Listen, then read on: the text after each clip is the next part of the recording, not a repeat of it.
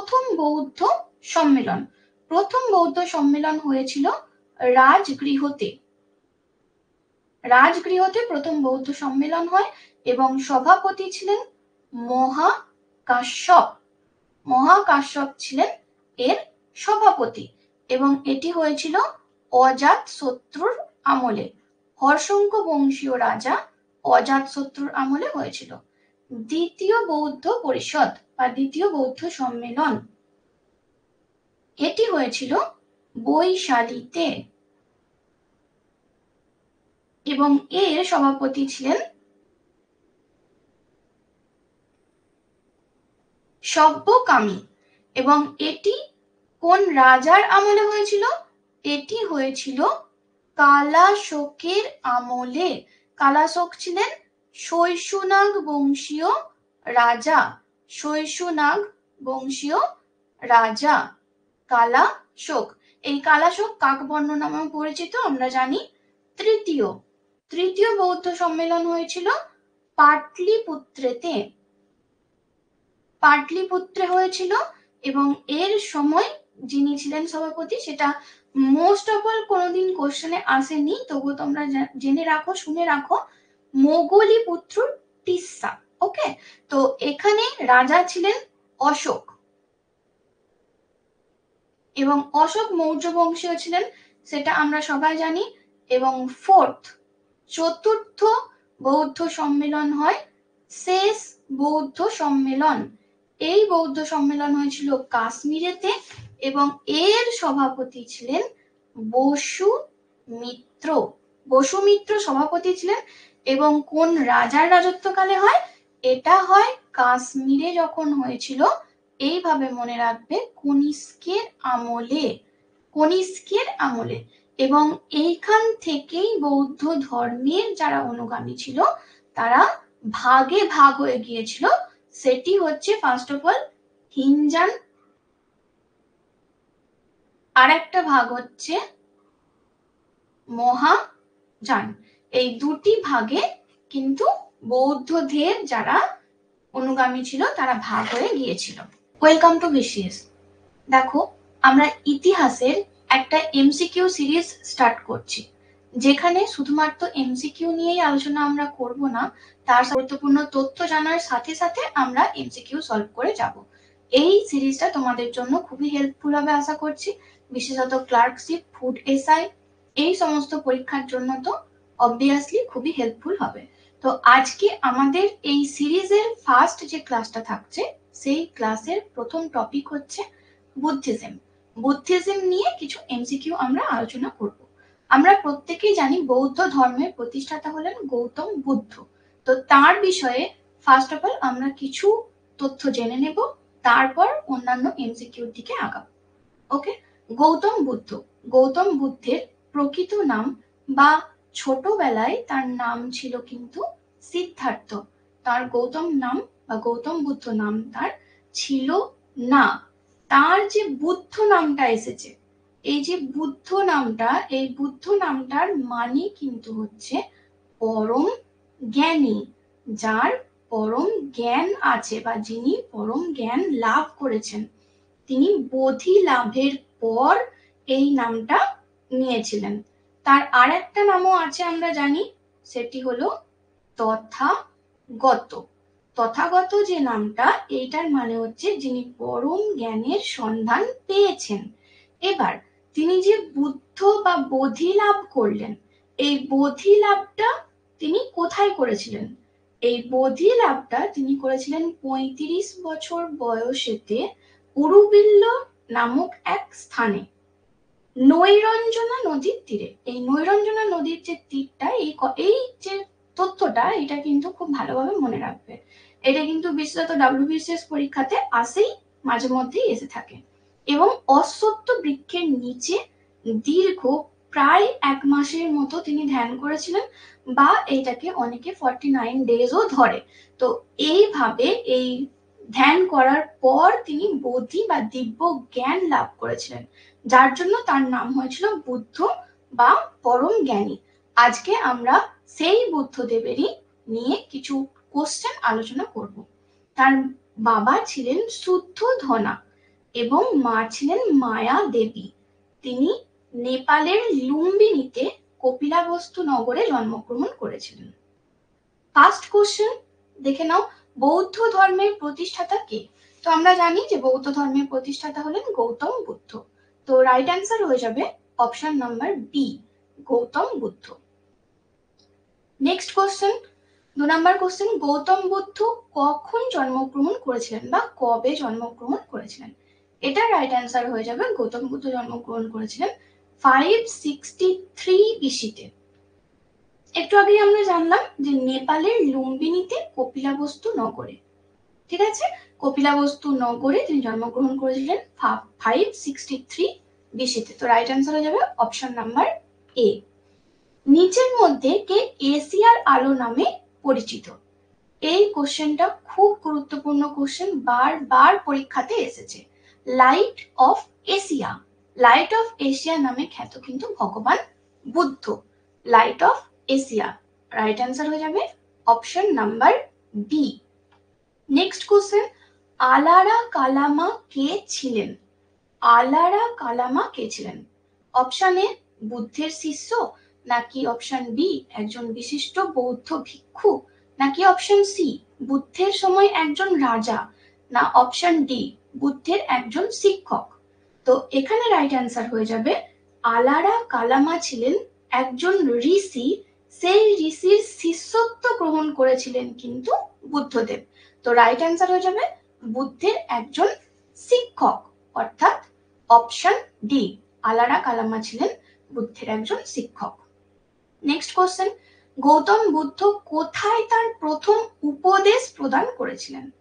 গৌতম বুদ্ধ বুদ্ধত্ব লাভের পর বা বোধি লাভের পর তিনি বিভিন্ন জায়গায় তার ধর্ম উপদেশ প্রদান করতেন, কিন্তু ফার্স্ট যে জায়গায় তিনি ধর্ম প্রচার করেছিলেন সেই জায়গাটা ছিল সারনাথ, সেই জায়গাটা ছিল সারনাথ।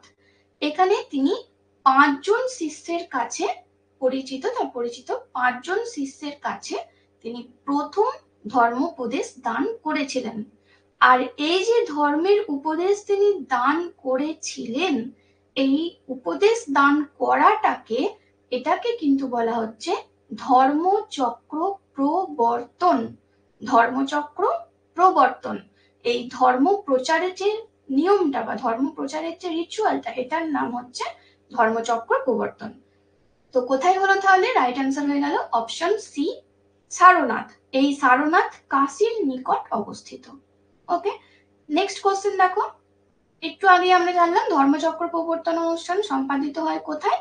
এটা রাইট অ্যান্সার হয়ে যাবে অপশন সি সারনাথ। ওকে, নেক্সট কোশ্চেন, ভগবান বুদ্ধ কোথায় শেষ নিঃশ্বাস ত্যাগ করেছিলেন? ভগবান বুদ্ধ 486 বিসিতে 80 বৎসর বয়সে শেষ নিঃশ্বাস ত্যাগ করেছিলেন। এটা কোথায়? মল্ল রাজ্যের রাজধানী কুশীনগরেতে। মল্ল রাজ্যের রাজধানী কুশীনগরেতে। এই জায়গাটা বর্তমানে কোথায় হচ্ছে? এটা হচ্ছে কিন্তু উত্তরপ্রদেশের গোরক্ষপুর জেলার কাছে। এখানে তিনি শেষ নিঃশ্বাস ত্যাগ করেছিলেন। আর এই শেষ নিঃশ্বাস ত্যাগ করার যে ঘটনাটা, এইটাকে কিন্তু বলা হচ্ছে মহাপরিনির্বাণ। মহাপরিনির্বাণ। তাহলে ভগবান বুদ্ধের শেষ নিঃশ্বাস ত্যাগ করার যে ঘটনাটা, সেটাকে কি বলা হচ্ছে? মহাপরিনির্বাণ। আর এই মহাপরিনির্বাণ ঘটেছিল কবে বা কোথায়? এই মহাপরিনির্বাণ ঘটেছিল 486 বিসিতে। 80 বৎসর বয়স ছিল তখন ভগবান বুদ্ধের, এবং এটা হয়েছিল কুশীনগরেতে। ওকে, নেক্সট কোশ্চেন, তো রাইট অ্যান্সার হয়ে গেল option D Kushinagar. Next question, বুদ্ধের প্রথম উপদেশকে কি বলা হয়? এটা আমরা একটু আগে জানলাম, তিনি প্রথম উপদেশ দিয়েছিলেন সারনাথে, আর সেই প্রথম উপদেশ দেয়াটাকে বলা হচ্ছে ধর্মচক্র প্রবর্তন। ধর্মচক্র প্রবর্তন। তো রাইট অ্যান্সার হয়ে যাবে অপশন নাম্বার বি ধর্মচক্র প্রবর্তন। নেক্সট কোশ্চেন, নিম্নলিখিত কে গৌতম বুদ্ধের সমসাময়িক ছিলেন? তো এইটা আমরা সকলেই জানি যে একদিকে গৌতম বুদ্ধ আর একদিকে মহাবীর জৈন ধর্মের জন্য প্রচার করছিলেন একজন তীর্থঙ্কর মহাবীর। তো গৌতম বুদ্ধের সমসাময়িক কিন্তু ছিলেন বর্ধমান মহাবীর, যিনি জৈন ধর্মের প্রচারক বা জৈন ধর্মের তীর্থঙ্করদের মধ্যে একজন। নেক্সট কোশ্চেন, নিচের কোনটি বুদ্ধের জীবনের সাথে সম্পর্কিত ছিল না? ছিল না কোনটা? এখানে কিন্তু ভালোভাবে নোটিশ করতে হবে যে ছিল কি ছিল না। আমরা যদি একটু কোশ্চেন বুঝতে ভুল করে দিই তাহলে কিন্তু আমাদের ভুল হয়ে যাবে। এখানে দেখো অপশন নাম্বার আছে, অপশন নাম্বার এ তে রয়েছে কন্টক, বি তে রয়েছে আলারা কালামা, নেক্সট আছে চান্না, তারপর আছে গোসালা মস্করি পুত্র। এখানে রাইট অ্যান্সার হয়ে যাবে গোসালা মস্করি পুত্র। এইটা বুদ্ধদেবের সাথে কোনো রকম ভাবে সম্পর্কিত ছিল না। এবার বাদ বাকিগুলি কিভাবে সম্পর্কিত ছিল সেটা আমরা একটু জেনে নেব। এই যে কন্টক, এই কন্টক ছিল গৌতম বুদ্ধের সাদা রঙের একটি ঘোড়া। সেই সাদা রঙের ঘোড়াটির নাম ছিল কন্টক। আর আলারা কালামা ছিলেন গৌতম বুদ্ধের শিক্ষক, আমরা একটু আগেই জানলাম। আর এই চান্না, চান্না ছিল তার চ্যারিয়ট বা সারথি, তার রথের সারথি। তাহলে রাইট অ্যান্সার হয়ে গেল গোসালা মস্করি পুত্র, তিনি বুদ্ধদেবের সঙ্গে কোনোভাবে সম্পর্কিত ছিলেন না। নেক্সট কোশ্চেন, বৌদ্ধ ধর্মে ত্রিরত্ন বা ত্রিস্তম্ভ, কথাটা অ্যাকচুয়ালি হয় কিন্তু ত্রিস্তম্ভ। এই ত্রিস্তম্ভ ছিল কিন্তু অপশন নাম্বার বি হয়ে যাবে রাইট অ্যান্সার, বুদ্ধ ধর্ম এবং সংঘ। বুদ্ধ ধর্ম এবং সংঘ এই তিনটি ছিল বৌদ্ধ ধর্মের তিনটি স্তম্ভ। বুদ্ধ চরিত্রের রচয়িতা কে? যে গ্রন্থে বুদ্ধদেব নিয়ে বিভিন্ন রকম কথা লেখা রয়েছে সেই বুদ্ধ চরিত্রের রচয়িতা হলেন কিন্তু রাইট অ্যান্সার হয়ে যাবে অপশন নাম্বার এ অশ্ব ঘোষ। অশ্ব ঘোষের রচিত বুদ্ধ চরিত, এইভাবে মনে রাখবে, অশ্ব ঘোষের রচিত বুদ্ধ চরিত। আর বিশেষত কার লেখা কোন বই, এই বইগুলো কিন্তু ভালোভাবে মনে রাখতে হবে পরীক্ষার জন্য, যে কোনো পরীক্ষার জন্য এগুলো কিন্তু খুব ইম্পর্টেন্ট। এগুলো একটা লিস্ট আকারে করে নেবে এবং সেখানে সমস্ত বই এবং তার লেখকের নামগুলো লিখে নেবে যাতে রিকল করতে পরীক্ষার সময় সুবিধা হয়। নেক্সট কোশ্চেন, ত্রিপিটক বা তিনটি পিটকের সমাহার, এই ত্রিপিটকটা কি? ত্রিপিটক কি? গান্ধীজির তিনটি বানর, নাকি ব্রহ্মা বিষ্ণু মহেশ্বর, নাকি মহাবীরের ত্রিরত্ন, নাকি বুদ্ধের প্রচারের সংগ্রহ? তো ত্রিপিটক বুদ্ধ ধর্মের সঙ্গে সম্পর্কিত, মহাবীরের ত্রিরত্ন তাহলে হচ্ছে না। গান্ধীজির তিনটি বানর সেটি কি আমরা জানি অলরেডি। আর ব্রহ্মা বিষ্ণু মহেশ্বর মানে ত্রিপিটক একটি তিনটি খণ্ড যেখানে কি আছে বুদ্ধদেবের বাণী রয়েছে।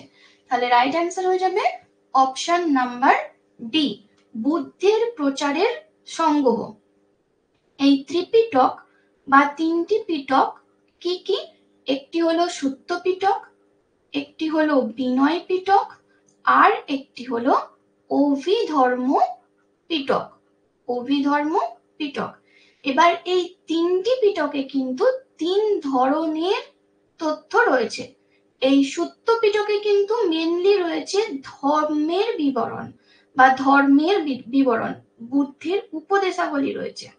আর এই বিনয় পিটকে রয়েছে কিন্তু বৌদ্ধ ভিক্ষু এবং ভিক্ষুণীদের যেসব পালনীয় বিধি রয়েছে সেই বিধিগুলোর বিবরণ রয়েছে, মানে বৌদ্ধ ভিক্ষুদের কি কি নিয়ম কানুন পালন করতে হবে সেই সমস্ত নিয়ম কানুন রয়েছে এই বিনয় পিটকেতে। এবং অভিধর্ম পিটক রয়েছে বৌদ্ধ ধর্মের একটি দার্শনিক তত্ত্ব সমূহ, মানে দার্শনিক তত্ত্ব রয়েছে অভিধর্ম পিটকে। এইটাও কিন্তু মোস্ট ইম্পর্টেন্ট কোশ্চেন যে দার্শনিক তত্ত্ব সমহিত যে কোন অংশটা বা কোন পিটকটা সেটা কিন্তু অভিধর্ম পিটক। এই যে কোশ্চেনটা এটা কিন্তু WBCS এর আসে। নেক্সট কোশ্চেন, ত্রিপিটক গ্রন্থ কোন ধর্মের সাথে সম্পর্কিত এটা আমরা জানি, বৌদ্ধ ধর্মের সাথে। ত্রিপিটক লেখা হয়েছিল কোন ভাষায়? ব্রাহ্মী, খারষ্টি, পালি নাকি সংস্কৃত? এখানে কিন্তু আমরা মনে রাখতে হবে যে আমাদেরকে মনে রাখতে হবে বুদ্ধদেব তার যে উপদেশগুলি দান করতেন সেই উপদেশগুলি ছিল প্রাকৃত ভাষার একটি প্রকার পালি ভাষায়, অর্থাৎ ত্রিপিটকটাও কিন্তু সেই পালি ভাষাতেই রচিত ছিল। আর এই পালি ভাষাতেই রচিত একটি গ্রন্থ, সেটি হলো জাতক। এইটাও মোস্ট ইম্পর্টেন্ট কোশ্চেন, জাতক। এই জাতক যে গ্রন্থটা, এটা বুদ্ধদেবের পূর্বজন্মের কাহিনী নিয়ে বিবৃত রয়েছে, পূর্বজন্মের কাহিনী বিবৃত রয়েছে। এইটাও কিন্তু খুব ইম্পর্টেন্ট একটা কোশ্চেন। নেক্সট কোশ্চেন, কার রাজত্বকালে প্রথম বৌদ্ধ পরিষদ অনুষ্ঠিত হয়েছিল? কার রাজত্বকালে হয়েছিল? রাইট অ্যান্সার হয়ে যাবে অপশন নাম্বার বি, অজাতশত্রুর আমলে কিন্তু প্রথম বৌদ্ধ পরিষদ হয়েছিল। বুদ্ধদেবের মৃত্যুর পর বৌদ্ধ ধর্মের যেসব অনুগামী ছিল তাদের মধ্যে কলহ বা বিরোধ লাগতে শুরু করে। তারপর তাদেরকে নিয়ে সভা শুরু হয়, সবাইকে নিয়ে একটা সম্মেলন শুরু হয়, সেই সম্মেলনের নামই হচ্ছে বৌদ্ধ সম্মেলন। এই বৌদ্ধ সম্মেলন 4টি হয়েছিল, তার মধ্যে যে প্রথমটি হয়েছিল সেটি অজাতশত্রুর আমলে হয়েছিল এবং তিনি ছিলেন হর্ষঙ্ক বংশীয় রাজা। নেক্সট, দ্বিতীয় বৌদ্ধ পরিষদ কোন স্থানে হয়? দ্বিতীয় বৌদ্ধ পরিষদ হয় বৈশালীতে। তো রাইট অ্যান্সার হয়ে যাবে option number B. Next question, তৃতীয় বৌদ্ধ পরিষদ কোথায় অনুষ্ঠিত হয়েছিল? তৃতীয় বৌদ্ধ পরিষদ হয়েছিল কিন্তু পাটলিপুত্রেতে। তো এখানে রাইট অ্যান্সার হয়ে যাচ্ছে অপশন নাম্বার ডি। চতুর্থ বৌদ্ধ পরিষদের শাসনকালে কার শাসনকালে অনুষ্ঠিত হয়? এটা কোশ্চেনটা একটু গন্ডগোল আছে, তোমরা একটু রাইট করে নিও, মানে কারেকশন করে নিও, আমি বলে দিচ্ছি। চতুর্থ বৌদ্ধ পরিষদ কার শাসনকালে অনুষ্ঠিত হয়? এটা রাইট অ্যান্সার হয়ে যাবে অপশন নাম্বার এ, কনিষ্কর আমলে। ওকে, কাশ্মীরে কনিষ্কের রাজত্বকালে অনুষ্ঠিত বৌদ্ধ পরিষদের সভাপতিত্ব করেছিলেন কে? কাশ্মীরেতে লাস্ট যে বৌদ্ধ পরিষদটা হয় সেই বৌদ্ধ পরিষদেতে সভাপতি কে ছিলেন? এখানে সভাপতি ছিলেন কিন্তু বসু মিত্র। তো রাইট অ্যান্সার হয়ে যাবে অপশন নাম্বার ডি, বসু মিত্র। এখানে আমরা বৌদ্ধ যে মহা সম্মেলনগুলো সেগুলো নিয়ে আমরা একটু ডিটেলসে জেনে নেব। প্রথম বৌদ্ধ সম্মেলন, প্রথম বৌদ্ধ সম্মেলন হয়েছিল রাজগৃহতে। রাজগৃহতে প্রথম বৌদ্ধ সম্মেলন হয় এবং সভাপতি ছিলেন মহাকাশ্যপ। মহাকাশ্যপ ছিলেন এর সভাপতি এবং এটি হয়েছিল অজাতশত্রুর আমলে, হর্ষঙ্ক বংশীয় রাজা অজাতশত্রুর আমলে হয়েছিল। দ্বিতীয় বৌদ্ধ পরিষদ বা দ্বিতীয় বৌদ্ধ সম্মেলন, এটি হয়েছিল বৈশালীতে এবং এর সভাপতি ছিলেন সব্যকামী এবং এটি কোন রাজার আমলে হয়েছিল? এটি হয়েছিল কালাশোকের আমলে। কালাশোক ছিলেন শৈশুনাগ বংশীয় রাজা, শৈশুনাগ বংশীয় রাজা কালা। প্রথম বৌদ্ধ সম্মেলন, প্রথম বৌদ্ধ সম্মেলন হয়েছিল রাজগৃহতে। রাজগৃহতে প্রথম বৌদ্ধ সম্মেলন হয় এবং সভাপতি ছিলেন মহাকাশ্যপ। মহাকাশ্যপ ছিলেন এর সভাপতি এবং এটি হয়েছিল অজাতশত্রুর আমলে, হর্ষঙ্ক বংশীয় রাজা অজাতশত্রুর আমলে হয়েছিল। দ্বিতীয় বৌদ্ধ পরিষদ বা দ্বিতীয় বৌদ্ধ সম্মেলন, এটি হয়েছিল বৈশালীতে এবং এর সভাপতি ছিলেন সব্যকামী এবং এটি কোন রাজার আমলে হয়েছিল? এটি হয়েছিল কালাশোকের আমলে। কালাশোক ছিলেন শৈশুনাগ বংশীয় রাজা শৈশুনাগ বংশীয় রাজা কালাশোক। এই কালাশোক কাক বর্ণ নামেও পরিচিত আমরা জানি। তৃতীয় বৌদ্ধ সম্মেলন হয়েছিল পাটলিপুত্রে হয়েছিল, এবং এর সময় যিনি ছিলেন সভাপতি, সেটা মোস্ট অফ অল কোনোদিন কোশ্চেনে আসেনি, তবুও তোমরা জেনে রাখো, শুনে রাখো, মোগলিপুত্র টিসা। ওকে, তো এখানে রাজা ছিলেন অশোক, এবং অশোক মৌর্য বংশীয় ছিলেন, সেটা আমরা সবাই জানি। এবং চতুর্থ বৌদ্ধ সম্মেলন হয় শেষ বৌদ্ধ সম্মেলন। এই বৌদ্ধ সম্মেলন হয়েছিল কাশ্মীরেতে, এবং এর সভাপতি ছিলেন বসুমিত্র সভাপতি ছিলেন। এবং কোন রাজার রাজত্বকালে হয়? এটা হয় কাশ্মীরে যখন হয়েছিল, এইভাবে মনে রাখবে, কনিষ্কের আমলে। এবং এইখান থেকেই বৌদ্ধ ধর্মের যারা অনুগামী ছিল তারা ভাগে ভাগ হয়ে গিয়েছিল। সেটি হচ্ছে ফার্স্ট অফ অল হিনজান, আর একটা ভাগ হচ্ছে মহাযান। এই দুটি ভাগে কিন্তু বৌদ্ধদের যারা অনুগামী ছিল তারা ভাগ হয়ে গিয়েছিল। নেক্সট কোশ্চেন, বুদ্ধের মূল শিক্ষায় বিশ্বাসী কারা ছিলেন? আমরা জানলাম যে বৌদ্ধ ধর্মের অনুগামীরা ভাগ হয়ে গিয়েছিলেন দুটি ভাগে। এর মধ্যে বুদ্ধদেবের যে মূল শিক্ষা, বুদ্ধদেবের পথ ধরে যারা চলতো, তারা কিন্তু ছিল, রাইট অ্যান্সার হয়ে যাবে অপশন নাম্বার এ, হিনজানরা বুদ্ধদেবের যে মূল পথ, বুদ্ধদেবের প্রবর্তিত পথ, সেটা মেনে চলতেন। এবং এই যে এই মহাযানরা কি করত? মহাযানরা কিন্তু বুদ্ধ মূর্তি পূজা করত, বুদ্ধদেবের মূর্তি বানাতো, বানিয়ে তাকে পূজা করত। কিন্তু এই হিনজানরা কি করত? মেডিটেশনের দ্বারা, যেমন দেখিয়েছিলেন গৌতম বুদ্ধ, সেই পথেতেই তারা চলতো। আর একটা শাখা ছিল যেটা পরে ভাগ হয়, সেটা হচ্ছে বজ্রযান। এই বজ্রযানটা কি? তান্ত্রিক বুদ্ধিজম। কিছু স্পেশাল লোকেরাই এর মধ্যে উপস্থিত থাকতে পারত, সমস্ত লোকেরা পারত না। এটা হচ্ছে তান্ত্রিক বুদ্ধিজম। নেক্সট কোশ্চেন, বৌদ্ধ শিক্ষার কেন্দ্র। বৌদ্ধ শিক্ষার একটি কেন্দ্র হচ্ছে, রাইট অ্যান্সার হয়ে যাবে এখানে বিক্রমশিলা বিহার কিন্তু ছিল বৌদ্ধদের একটি শিক্ষার কেন্দ্র। এবার বুদ্ধদেব যে পন্থা অবলম্বন করতেন, সেই পন্থাটাকে কি বলা হতো? সেই পন্থাটাকে বলা হতো মধ্যম পন্থা বা মিডিল পাথ।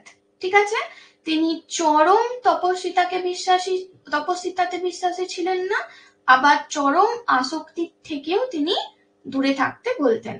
মানে একদম তপস্বী হয়ে যাবে, কোন রকম সাংসারিক ভাবে কারোর কথা ভাববে না, কিচ্ছু না, এইরকমও না, আবার চরম আসক্তি হয়ে যাবে, সেইটাও না।